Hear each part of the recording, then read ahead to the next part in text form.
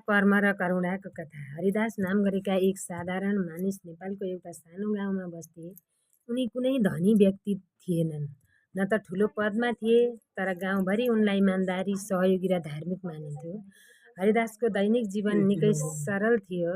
बिहान सबेरै उठेर उनी नुहाउँथे, भगवानको पूजा गर्थे, त्यसपछि आफ्नो सानो खेतमा काम गर्न जान्थे। उनको विश्वास थियो मानिसको साँचो पूजा भनेको अरूलाई दुःख नदिनु र सकेसम्म सहयोग गर्नु थियो। एक दिन गाउँमा एक अपरिचित वृद्ध आए।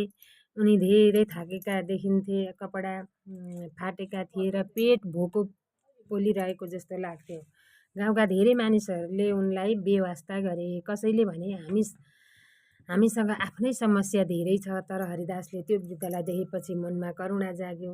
उनले आफ्नै घरमा लगे, नुहाउन पानी दिए, खाना खुवाए र आराम गर्न ठाउँ दिए। वृद्धले आँखा रसाउँदै भने, बाबु, तिमीले आज भगवानको सेवा गर्यौ।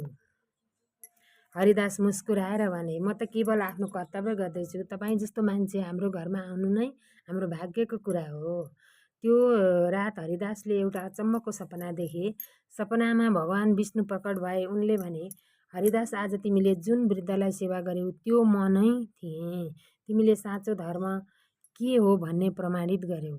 हरिदास निन्द्राबाट बिउजिए। उनको मन आनन्दले भरिएको थियो। उनले बुझिसकेका थिए, धर्म भनेको केवल पूजा, मन्त्र वा मन्दिर जानु मात्र होइन, मानिसप्रतिको माया र सेवा नै साँचो धर्म हो।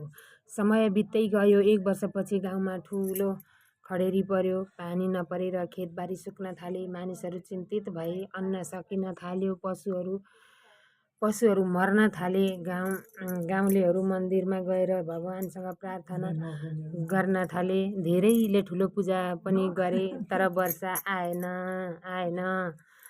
त्यही बेला हरिदासले फरक बाटो रोजे। उनले आफ्नो थोरै बचत भएको अन्न गाउँका गरिबहरूलाई बाँड्ने उनको विचार आयो। हामी सबै एक अर्काका साथी हौँ, भगवानले पक्कै हामीलाई साथ दिनुहुन्छ भन्ने हरिदासलाई लागेको थियो। हरिदासले शान्त स्वरमा उत्तर दिए, आज मसँग भोलि नहुन सक्छ, तर दया र सहयोग भने सधैँ फर्केर आउँछ। दिन बित्दै गयो। गाउँमा अझै पानी परेको थिएन, तर हरिदासको घरमा कहिल्यै अन्न सकिएन। जति बाँड्थे त्यति नै कुनै न कुनै बाटोबाट अन्न आइरहेको हुन्थ्यो। कसैले दिएको, कसैले फिर्ता गरेको, कहिलेकाहीँ त अचम्मै लाग्ने गरी। एक दिन गाउँका मानिसहरू हरिदास कहाँ आए। हामीले पूजा त धेरै गर्यौँ, तर केही भएन। तिमीले के गर्यौ? उनीहरूले सोधे।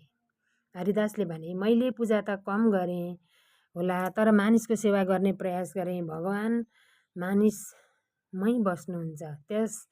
त्यसपछि गाउँका सबै मानिसहरूले एक अर्कालाई सहयोग गर्न थाले। धनीले गरिबलाई अन्न दिए, बलियाले कमजोरलाई काममा साथ दिए। गाउँमा एकताको भावना बढ्न थाल्यो।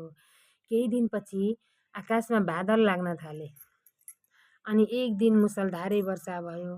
खेतहरू हराभरा भए। गाउँ फेरि समृद्ध बन्यो।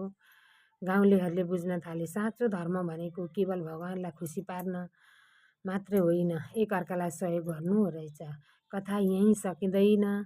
धेरै वर्षपछि जब हरिदास वृद्ध भए, गाउँका सबै मानिसहरू उनलाई सम्मान गर्न आए। कसैले उनलाई महात्मा भने, कसैले सन्त। तर हरिदास सधैँ एउटै कुरा भन्थे, म कुनै सन्त होइन, म त केवल एउटा साधारण मानिस हुँ जसले मानवताको बाटो रोजेको छ। उनको अन्तिम दिनमा उनले गाउँलेहरूलाई भने, यदि मलाई सम्झन चाहन्छौ भने मन्दिरमा होइन, एक अर्काको मनमा माया राखेर सम्झनु। हरिदासको देहान्तपछि गाउँमा उनको शिक्षा जीवित रह्यो। मानिसहरूले कहिल्यै अरूलाई दुःख दिन छाडेनन्, सहयोग गर्न छाडेनन्।